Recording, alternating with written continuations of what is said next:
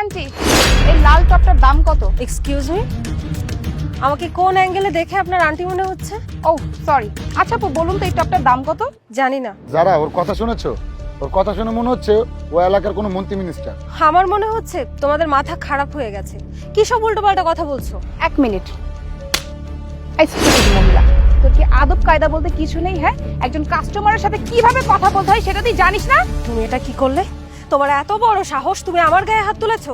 এই, তোমার কি একবারে কথা কানে যায় না? যারা ওকে আরেকটা চড় দিত। আচ্ছা বাদ দাও তো, তুমি এত রাগ করো না। এই শোন, এই ডান পাশে যে দুইটা টপ দেখছিস না, এই দুইটা টপ আমার লাগবে, দিয়ে দে। আমি যে তোমাদেরকে বারবার একটা কথা বলছি, আমি এই টপের দাম জানি না, তারপরেও তোমরা আমাকে বারবার কেন জিজ্ঞেস করছো? আর তাছাড়া তোমরা আমার সঙ্গে যে বেয়াদবিগুলো করছো, এই বেয়াদবির জন্য তোমাদেরকে পস্তাতে হবে। আরে যারা, আমি বুঝতেছি না ও এখানে নার্সারিটা চালায় কিভাবে? ওকে যেটার দামে জিজ্ঞেস করে ও বলে এটার দাম জানি না, ওটার দাম জানি না। তাহলে নার্সারিতে থাকে কাজটা কি ওর? এই নার্সারি ও চালায় কিভাবে আমি বুঝতেছি না। ওরে বাবা, আমি তো ভয় পেয়ে গেছি। দেখছো আমাকে কি একটা থ্রেট দিল। প্লিজ আমাকে একটু বাঁচাও। দেখুন, আপনারা দুজনে কিন্তু আমার সঙ্গে অনেকক্ষণ ধরে বেয়াদবি করছেন। এখনো সময় আছে, আপনারা শুধরে যান। এই শোন, আঙ্গুল নামিয়ে কথা বল। আমার সামনে একদম আঙ্গুল উঠিয়ে কথা বলবি না, তাহলে তোর আঙ্গুলটা আমি ভেঙে বাম হাতে দিয়ে দিব। আর এই, তুই কার সাথে বেয়াদবি করে কথা বলছিস? হ্যাঁ, তুই কি জানিস আমার সম্পর্কে আমি কে?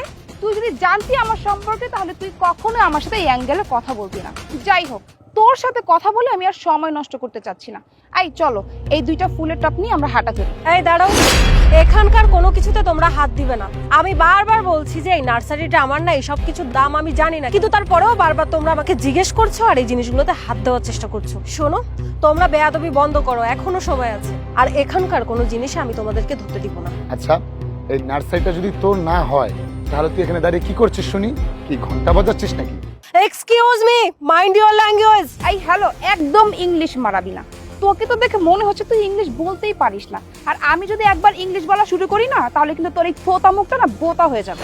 শোনো, আমাকে ইংলিশ শেখাতে হবে না। তোমরা এখানে প্যাচাল পাড়া বাদ দিয়ে নিজের ঘরে যাও, নিজের ঘরে গিয়ে নিজেদের কাজ করো। শোন, আমাদের ঘরের কাজ না আমাদের নিজেদের করতে হয় না, বুঝতে পেরেছিস? তোমাদেরকে দেখেই মনে হচ্ছে তোমরা বড়লোক বাবা মায়ের নষ্ট হওয়া ছেলে মেয়ে। তোমরা তো ঘরের কাজ করোই না, আর তাছাড়া বাইরে এসে মানুষের সঙ্গে বেয়াদবি করো। আচ্ছা, তোমরা কোন স্কুল থেকে পাশ করে এসেছো? স্কুল থেকে তোমাদেরকে কি শিক্ষা দিয়েছে? সবার সঙ্গে বেয়াদবি করার জন্য শিক্ষা দিয়েছে? তোমাদেরকে দেখলেই বোঝা যায় তোমরা নিজেরা তো নিজেদের কাজ করোই না, মানুষের কাজে গিয়ে ব্যাঘাত ঘটাও। আর তোমাদেরকে দেখে মনে হচ্ছে স্যার ম্যামের কাছ থেকে কোনো আদব কায়দা শিখে আসোনি। আর তারা যদি শিখাতেও আসে, তাহলে তোমরা তাদের সঙ্গেও বেয়াদবি করেছো। আর এই বেয়াদবিগুলো তোমরা তোমাদের পরিবার থেকে শিখেছো।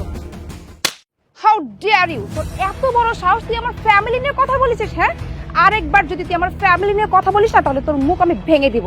তাই খবরদার, সাবধানে কথা বলবি।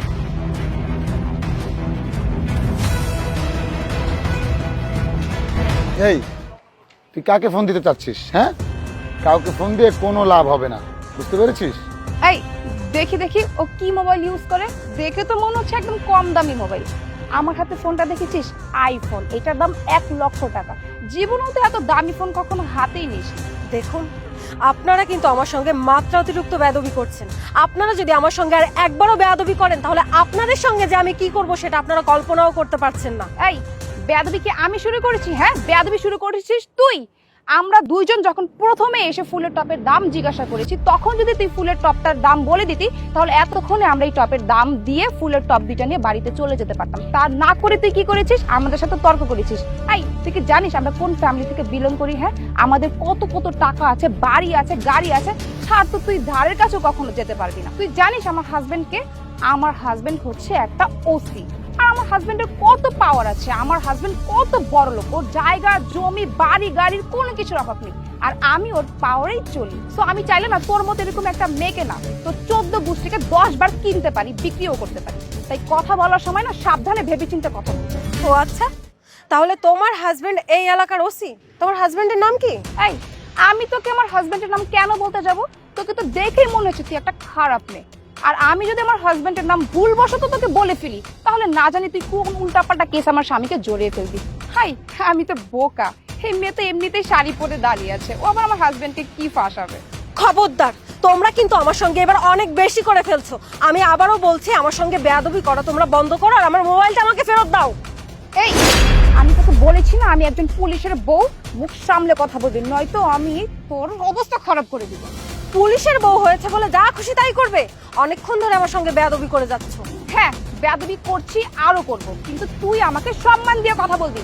এই শোন, তোর সাথে অনেকক্ষণ কথা বলেছি, মেজাজ কিন্তু পুরো খারাপ হয়ে আছে। তোর সাথে আর কথা বাড়াতে চাচ্ছি না, নিজের মেজাজটাও খারাপ করতে চাচ্ছি না। যারা ওর সাথে কথা বাড়ানোর দরকার নেই, চলো আমরা দুইটা ফুলের টপ নিয়ে এখান থেকে চলে যাই।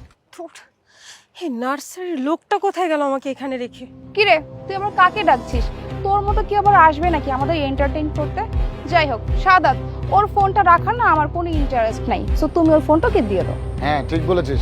এই এনে তোর ফোন, তুই কাকে ফোন দিবি দে। শোন, অনেকক্ষণ ধরে আমাদেরকে বিরক্ত করছিস, ডিস্টার্ব করছিস, তারপরও তোকে বেশি কিছু বলি না। তো শুধু শুধু আমাদের মুড আর নষ্ট করবি না, তাড়াতাড়ি আমাদের দুইটা ফুলের টপ দিয়ে দে, টাকা দিয়ে চলে যায় এখান থেকে।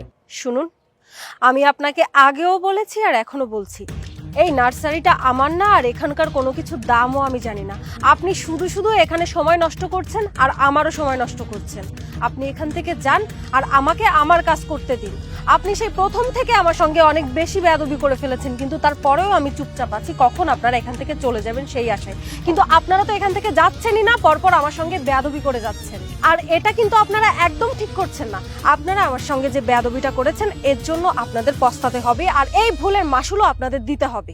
এই শোন, ও না আমার বন্ধু, আর আমি থাকা অবস্থায় আমার বন্ধুকে কেউ কিছু করবে এটা তো কখনই সম্ভব না। তুমি তোমার স্বামীর পাওয়ার দেখিয়ে যা খুশি তাই করে বেড়াবে, যার সঙ্গে খুশি তার সঙ্গে বেয়াদবি করে বেড়াবে। সঙ্গে একটা বডিগার্ড নিয়ে ঘুরছো, সে তোমার পিছন পিছন ল্যাজ নাড়িয়ে বেড়াবে, আর তুমি যে উল্টোপাল্টা কাজ করবে সেই উল্টোপাল্টা কাজের সাথ দিবে। শোনো, প্রথম থেকে তোমরা আমার সঙ্গে যে বেয়াদবি করেছো না, এর শাস্তি তো তোমরা পাবেই। আমি এর একটা ব্যবস্থা নিব, কারণ তোমরা মাত্রা অতিরিক্ত বেয়াদবি করেছো আমার সাথে। শোন, আমার পাওয়ার আছে তাই আমি তো পাওয়ার দেখাবোই। যার পাওয়ার নেই সে কখনোই পাওয়ার দেখাতে পারবে না। আরে তুই কাকে বডিগার্ড বলছিস? হ্যাঁ, ও কোনো বডিগার্ড না, ও আমার বন্ধু। তো ওর সাথে সাবধানে মুখ সামলিয়ে কথা বলবি, বুঝতে পেরেছিস? আর এখন এই মুহূর্তে এই জায়গায় যদি আমার হাজবেন্ড ওসি এখানে আসে না, তাহলে তোর কি অবস্থা হবে একবার বুঝতে পেরেছিস? এই শোন, আমাকে সম্মান দিয়ে কথা বল। আর যারা, ওর তো যোগ্যতাই নেই আমাদের সাথে কথা বলার। তুমি এক কাজ করো তো, ওর সাথে কথা বলা বন্ধ করো। কি কি প্রয়োজন চলো আমরা এটা নিয়ে যাই।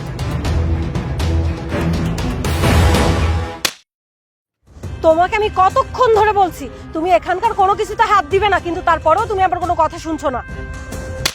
How dare you! তোর এত বড় সাহস, তুই আমার গালে থাপ্পড় মেরেছিস? শুরু থেকে তোমরা দুজনে আমার সঙ্গে বেয়াদবি করে যাচ্ছ, ইভেন এখনো বেয়াদবি করছো। তোমরা এখন অনেক বেশি বেয়াদবি করে ফেলেছো। এখন তো আমার মাথাটা পুরো গরম হয়ে গেছে। তোমরা আমার সঙ্গে যে কাজটা করেছো তার জন্য তোমরা দুজনে অনেক বেশি পস্তাবে। আমি তোমাদের বিরুদ্ধে একটা ব্যবস্থা নিব। তোমরা যে কার গায়ে হাত দিয়েছো সেটা তোমরা বুঝতেও পারছো না, আর এই জন্য এখনো আমার সামনে এখানে দাঁড়িয়ে আছো। তোমরা যদি আমার পরিচয় জানতে পারো তাহলে তোমাদের মাথাটা ঘুরে যাবে। ওরে বাবা রে, তুই কোন মন্ত্রী মিনিস্টার রে? আমি তো পুরো ভয় পেয়ে গেছি। ভয় পেয়েছো তাই না? ভয় পাওয়াই উচিত ছিল। খুব ভালো। আবে শোন, তোর মতো কত আসলো আর গেল। ও সজল, ভালো হয়েছে তুমি চলে এসেছো। জানো, আমি না শাহাদাতকে নিয়ে এখানে চলে এসেছিলাম ফুলের টপ কেনার জন্য। আর এসে এই মহিলাটাকে আমি দেখেছি, তাকে আমি বারবার বলছিলাম এই ফুলের টপের দাম কত, কিন্তু মহিলাটা তো আমাকে দাম বলছিলই না, উল্টা আমার সাথে বেয়াদবি করছিল, তর্ক করছিল, ইভেন আমার ফ্যামিলি নিয়েও কথা বলছিল। জানো, চুপ থাকো, বেশি কথা বলো না। আগে বলো তুমি এখানে কেন আসছো? ওই যে আমি তোমাকে বললাম না, আমি শাহাদাতের সাথে এখানে ফুলের টপ কিনতে এসেছিলাম, কিন্তু মাঝখান দিয়ে মহিলাটা আমাদের সাথে ঝামেলা বাজিয়ে দিয়েছে। ম্যাডাম, যদি কোনো সমস্যা থাকে আমাকে বলুন। ও আচ্ছা, ও আপনার ওয়াইফ?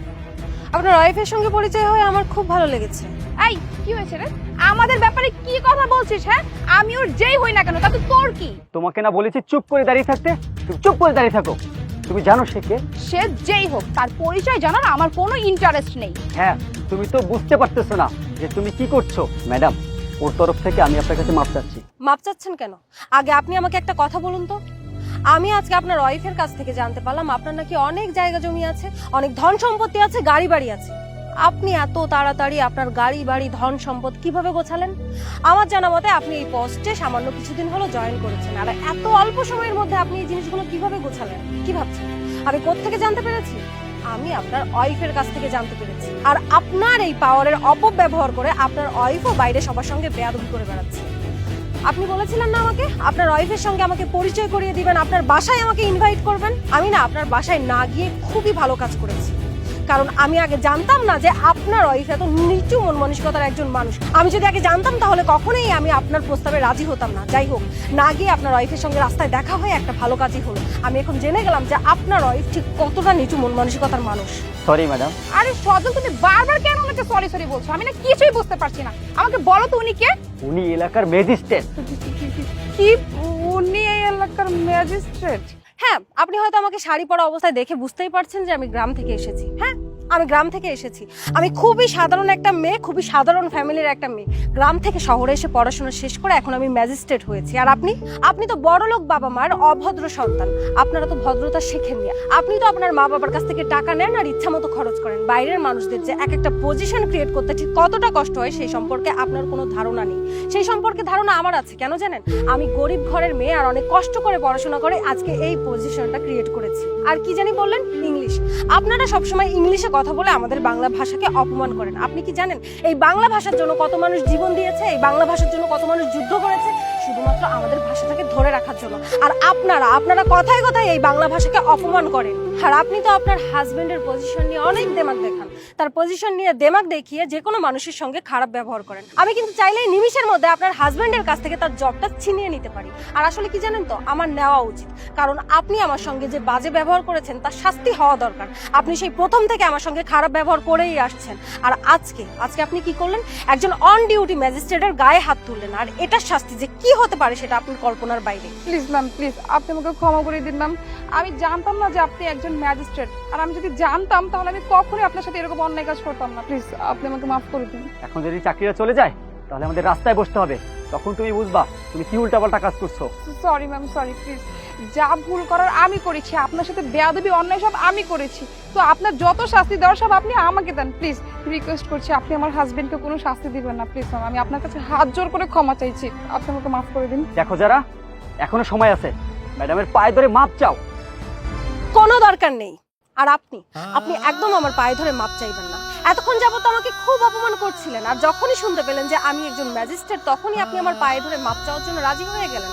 এতক্ষণ যাবত আপনি আমার সঙ্গে যে বাজে ব্যবহারটা করেছেন, এই ব্যবহারটা যদি আমি আপনার সঙ্গে এখন করি তাহলে আপনি বুঝতে পারবেন যে এই অপমানটা সহ্য করা ঠিক কতটা কষ্টকর। কিন্তু তারপরেও আমি বারবার সহ্য করে গেছি আর আপনাদেরকে বোঝানোর চেষ্টা করেছি। কেন জানেন?